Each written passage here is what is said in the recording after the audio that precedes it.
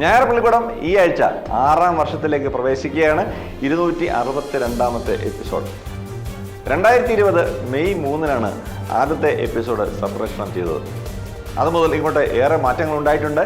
എന്നാൽ ഈ 6ാം വർഷത്തിൽ ശ്രദ്ധേയമായ മാറ്റങ്ങളോടെയാണ് കൂട്ടുകാരുടെ അടുത്തേക്ക് ഞായർ പള്ളിക്കൂടം എത്തുന്നത്.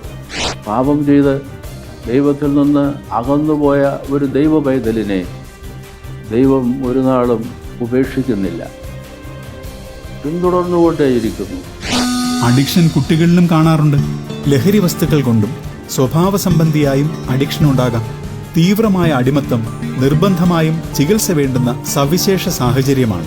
Saint George was canonized early in Christian history and is recognized as a saint by various Christian denominations. എൻ്റെ 4th attempt ആണിത്. അപ്പോൾ ഡെഫിനറ്റ്ലി ഈ ഒരു മൊമെന്റ് എക്സ്പെക്ട് ചെയ്തതാണ്.